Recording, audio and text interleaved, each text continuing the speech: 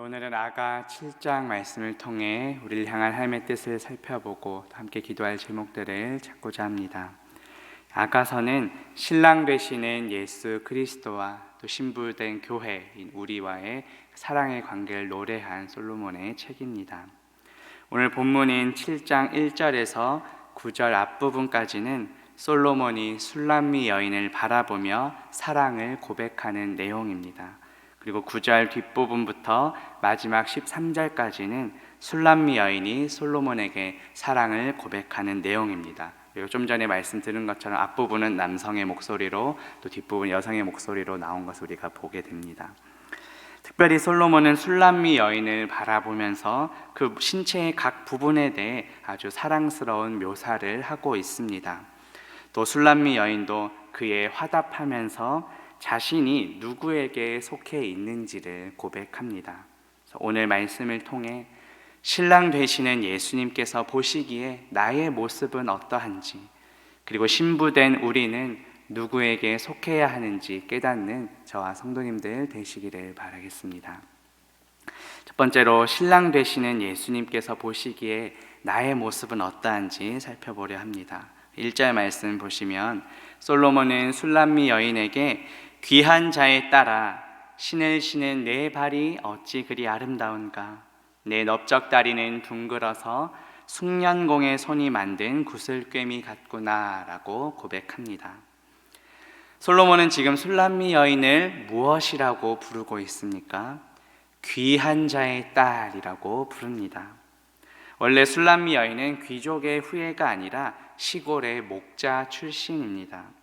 따라서 솔로몬이 술람미 여인을 귀한 자의 딸이라고 부른 것은 그녀의 신분이 변화되었음을 보여줍니다.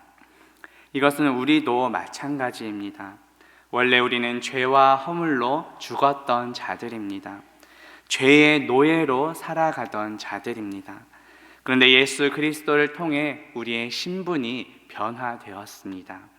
우리는 더 이상 죄의 종이 아니라 하나님의 자녀입니다. 로마서 6장 17절과 18절에 보면 하나님께 감사하리로다.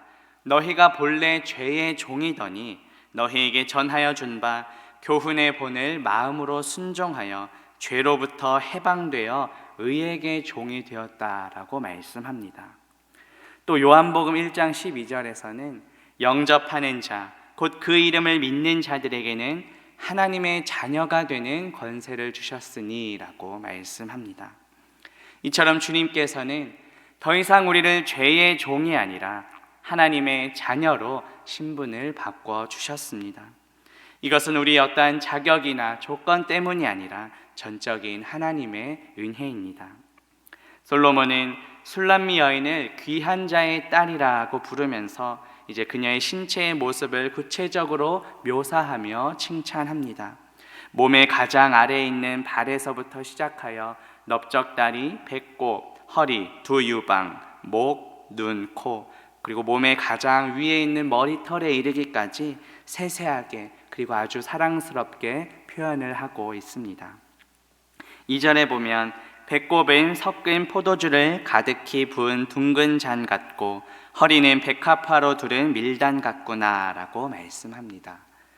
고대 근동에서는 그 추수철이 되면 그 밀단을 세워서 그것을 야생화로 두르고 장식하는 풍습이 있었습니다.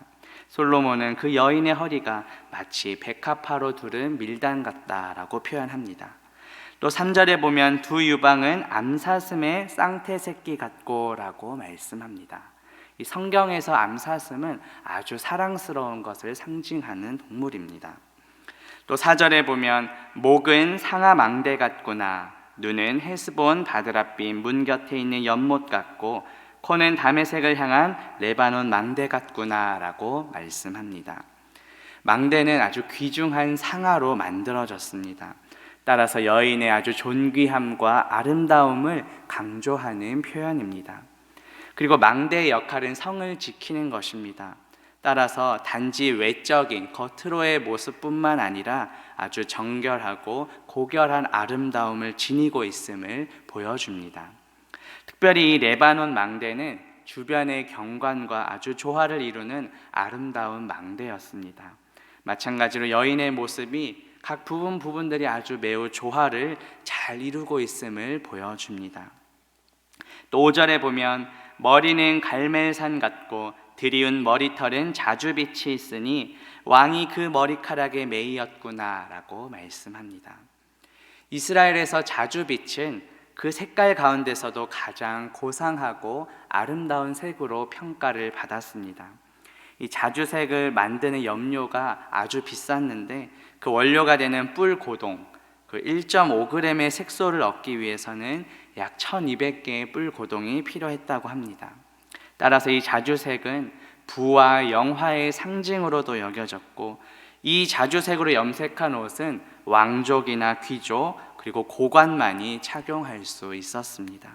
그만큼 여인의 머리털이 아름답고 고상하였음을 보여줍니다. 여인의 머리카락이 너무도 아름다워서 솔로몬이 완전히 매료되었음을 보여줍니다. 이렇게 7장 앞부분까지는 솔로몬이 술람미 여인의 모습을 보며 사랑을 고백하는 내용입니다.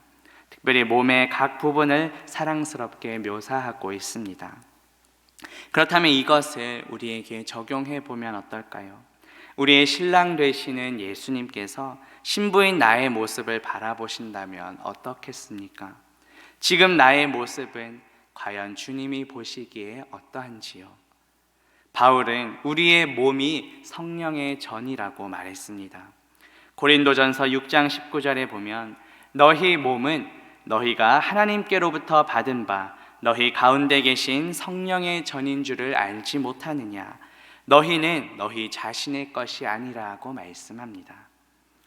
초대교회 당시 이단들 중에 영지주의자들이 있었습니다. 그 이단들은 영적인 것만 아주 귀하게 여기고 육적인 것은 하찮게 여기는 이단들이었습니다. 하지만 하나님께서는 하나님의 형상으로 우리 영혼과 육체를 창조하셨습니다. 우리의 영혼만 귀한 것이 아니라 우리의 몸도 귀하고 소중합니다.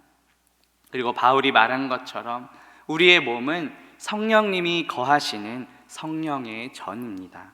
따라서 우리의 몸으로도 신랑 되시는 예수 그리스도를 기쁘시게 해야 합니다. 바울은 로마서 12장 1절에서 이렇게 권면합니다. 그러므로 형제들아, 내가 하나님의 모든 자비하심으로 너희를 권하노니 너희의 몸을 하나님이 기뻐하시는 거룩한 산 제물로 드리라. 이는 너희가 드릴 영적 예배니라고 말씀합니다.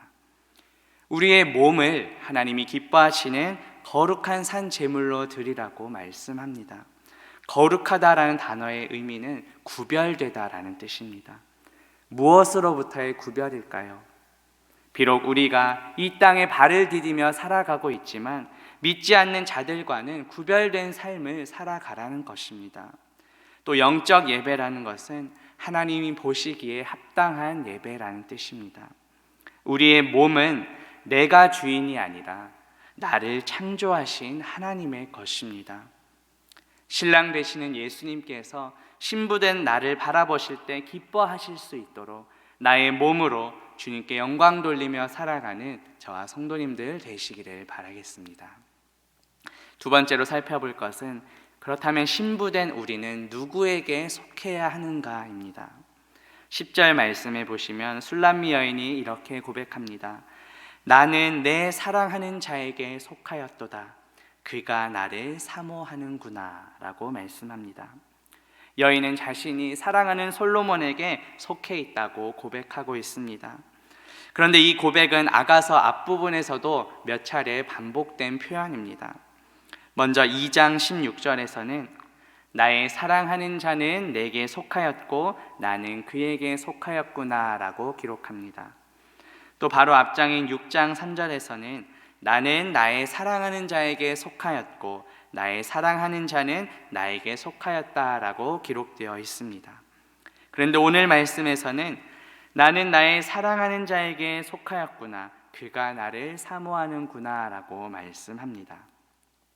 이 영어와 마찬가지로 히브리어에서도 강조하는 구문이나 단어를 문장 맨 앞에 놓고 있습니다. 2장 16절에서는 솔로몬이 신부에게 속해 있음이 강조되고 있습니다. 그리고 6장 3절은 반대로 신부가 솔로몬에게 속해 있음이 강조됩니다. 그리고 오늘 말씀에서도 신부가 솔로몬에게 일방적으로 완전히 속해 있음을 보여줍니다. 이것은 초반에는 술람미 여인이 처음에는 자기 중심의 사랑을 하다가 점차 신랑 중심의 사랑으로 변해가고 있음을 보여줍니다. 신랑에 대한 신부의 사랑이 성숙해질수록 자기 자신은 없어지고 오직 그 신랑의 깊은 사랑만을 앞세우게 된다는 것을 보여줍니다. 주님과 우리의 관계도 마찬가지입니다. 처음에는 주님께서 나를 사랑하는 것만큼 나도 주님을 사랑하는 것으로 만족하게 됩니다. 하지만 점차 그 주님의 깊은 사랑을 우리가 경험할수록 나의 사랑은 정말 보잘것없음을 깨닫게 됩니다. 그래서 결국 나 중심의 사랑에서 주님 중심으로 바뀌게 됩니다. 이것은 나 중심에서 예수 그리스도 중심의 신앙으로 성장하고 성숙해지는 것을 보여줍니다. 어제 주일 설교 때도 우린 야고보서 말씀을 통해 시험을 대비하고 기뻐하라는 말씀을 들었습니다. 살아가는 동안 여러 가지 고난과 시험이 닥칠 때 물론 힘들겠지만 그로 인해 우리의 믿음이 연단되고 성장하고 성숙해집니다. 마찬가지로 주님과의 관계에 있어서도 우리는 나 중심적인 사랑이 아니라 주님 중심적인 사랑으로 성장하고 성숙해야 합니다. 우리는 누구에게 속해 있습니까? 나는 누구 중심으로 살아가고 있습니까? 나 중심적인 삶이 아니라 신랑 되시는 예수 그리스도 중심으로 살아가는 저와 성도님들 되시기를 바라겠습니다. 이제 말씀을 맺으려 오늘 말씀을 통해 신랑 되시는 예수님께서 보시기에 나의 모습은 어떠한지, 그리고 신부된 우리는 누구에게 속해야 하는지 살펴보았습니다. 신랑 되시는 예수님께서 보시기에 기뻐하실 수 있도록 나의 몸으로 주님께 영광 돌립시다. 그리고 신랑 되시는 예수 그리스도께 온전히 속해서 나 중심적인 사랑이 아니라 주님 중심적인 사랑으로 성장하는 저와 성도님들 되시기를 주님의 이름으로 바라겠습니다. 함께 기도하겠습니다. 하나님 아버지, 오늘 말씀을 통해 신랑 되시는 예수님께서 보시기에 나의 모습은 어떠한지, 그리고 신부된 우리는 누구에게 속해야 하는지 깨닫게 하시니 감사합니다.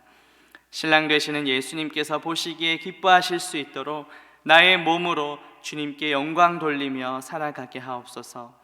신랑 되시는 예수 그리스도께 온전히 속하여 나 중심적인 사랑이 아니라 주님 중심적인 사랑으로 성장하는 우리 모두가 되게 하옵소서. 예수 그리스도의 이름으로 기도합니다. 아멘.